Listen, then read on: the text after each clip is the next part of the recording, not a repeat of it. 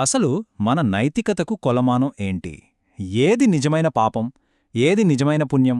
ఈరోజు మనం ఈ ప్రశ్నలన్నింటినీ సవాలు చేసే ఒక శక్తివంతమైన, చెప్పాలంటే కొంచెం వివాదాస్పదమైన ఆలోచన గురించి మాట్లాడుకుందాం. ఇది మనం మంచి, చెడు గురించి ఆలోచించే విధానాన్నే మార్చేయొచ్చు. ఈ మాట వినండి. మాంసం తిను, మద్యం తాగు, అవసరమైతే పవిత్ర గ్రంథాలను కూడా కాల్చేయ్, కాని ఎవ్వరి మనసుని నొప్పించకు. ఇది మనం పాటించే నియమాలకు, నమ్మకాలకు పూర్తిగా తలక్రిందులుగా ఉంది కదూ. అసలు దీని అర్థమేమయ్యుంటుంది? అవును, ఈ మాట వినగానే షాకవటం చాలా సహజం. పవిత్ర గ్రంథాల్ని కాల్చేయడం కంటే ఒకరి మనస్సును గాయపరచకుండా ఉండటం ముఖ్యమని చెప్పడం చాలా పెద్ద విషయం. కాని ఈ అతిశయోక్తి వెనక ఏదైనా లోతైన సందేశం దాగి ఉందా? సో ఇప్పుడు మన ముందున్న ప్రశ్న ఈదే. ఇది కేవలం మనల్ని రెచ్చగొట్టడానికి చెప్పిన మాట, లేకపోతే ఇందులో మనం పట్టించుకొని ఏదైనా లోతైన సత్యముందా? పదండి, కలిసి దీని గురించి ఆలోచిద్దాం. చూడండి, ఒకవైపు మనం బయటకు చేసే భక్తి, అంటే గ్రంథాలు చదవడం, పూజలు చేయడం లాంటివి, ఇవన్నీ ప్రపంచానికి కనిపిస్తాయి.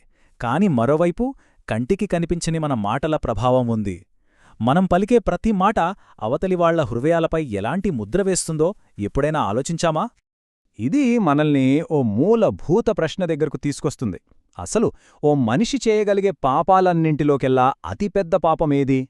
మన సమాజం, మతం రకరకాల జాబితాలిస్తాయి, కాని వాటన్నింటికంటే పైనున్నదేది? దానికి సమాధానం బహుశా మనం ఊహించనంత సింపుల్గా, కాని చాలా పవర్ఫుల్గా ఉంటుంది.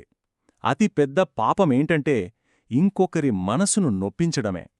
ఎందుకంటే మిగతా పాపాలు వస్తువులనో, ఆచారాలనో దెబ్బతీస్తాయేమో, కాని ఈ పాపం ఒక మనిషి ఉనికినే గాయపరుస్తుంది. ఈ ఆలోచనకు ఇదే గుండెకాయ. ఎందుకంటే ఆ గాయం ప్రభావం చాలా తీవ్రంగా ఉంటుంది. మనం మాట వరసకి అనేసే ఒక కఠినమైన మాట అవతలి వ్యక్తికి రాత్రుళ్ళు నిద్రలేకుండా చేయగలదు.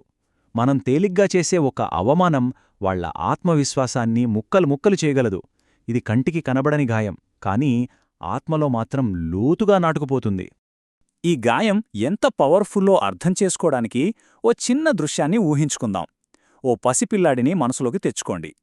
ఆ పిల్లాడు ఎంతో ఆనందంగా, ఉత్సాహంగా తాను గీసిన బొమ్మో లేక చేసిన పనో చూపించడానికి మన దగ్గరకు పరిగెత్తుకుంటూ వస్తాడు. ఆ కళ్లల్లో బోలెడంతా ఆశా సంతోషం. కాని మనం బహుశా మన పని ఒత్తిడిలోనో లేక మన అజాగ్రత్త వల్లో నువ్వు పనికిరావు అనే ఒక్క మాట అనేస్తాం. ఒక్క క్షణం ఆలోచించండి, ఆ మాట విన్నప్పుడు ఆ పిల్లాడి ప్రపంచం ఎలా తలకిందులవుతుందో. మనం ఆ మాట అనేసి మర్చిపోతామేమో కాని ఆ ఒక్క మాట ఆ పిల్లాడి జీవితాంతం వాడిని వెంటాడొచ్చు. వాడి భవిష్యత్తు మీద, వాడి ఆత్మగౌరవం మీద ఒక మాయని మచ్చలా మిగిలిపోగలదు. మన మాటలు కేవలం శబ్దాలు కాదు, అవి సృష్టించగలవు లేదా నాశనం చేయగలవు. మరి అలాంటప్పుడు అసలు నిజమైన ధర్మం ఎక్కడుంది? మనం పూజించే పుస్తకాల్లోనా లేక కఠినంగా పాటించే ఆచారాల్లోనా? ఈ ఫిలాసఫీ ప్రకారం ధర్మమనేది చదివేది కాదు, జీవించేది. నిజమైన ధర్మం మన ప్రవర్తనలో ఉంటుంది. మనం మాట్లాడే ప్రతి మాటలో, చేసే ప్రతి పనిలో ఉంటుంది. అవతలి వ్యక్తిని గౌరవించడంలో, వాళ్ల ఫీలింగ్స్ని అర్థం చేసుకోవడంలోనే అసలైన ధర్మం దాగి ఉంది. సరే, ఇప్పుడు మనం మొదట విన్న ఆ మాటకొద్దాం. ఒకరు మాంసం తిన్నా, మద్యం తాగినా అది వాళ్ల వ్యక్తిగత విషయం. అది వాళ్ల శరీరానికి, వాళ్ల జీవన విధానానికి సంబంధించినది. ఇవన్నీ బయటకు సంబంధించినవి.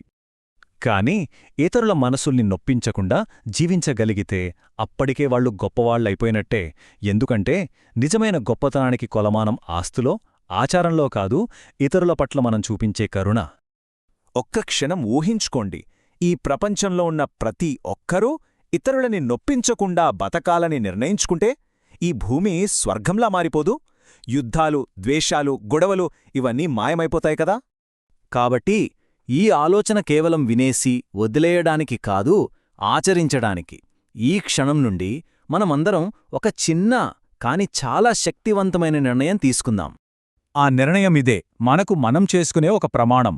నేను ఎవ్వరి మనసును నొప్పించను. దీని మన జీవితంలో ఒక సాధనగా మార్చుకుందాం. ప్రతి మాట మాట్లాడే ముందు, ప్రతి చర్య తీసుకునే ముందు ఒక్క క్షణం ఆలోచిద్దాం, ఇది అవతలి వ్యక్తిని ఎలా ప్రభావితం చేస్తుంది అని. ఎందుకంటే వేల పూజలు, లక్షల జపాల కన్నా ఈ ఒక్క ఆచరణే గొప్పది. ఇదే మనల్ని నిజమైన మహానుభావులుగా మారుస్తుంది.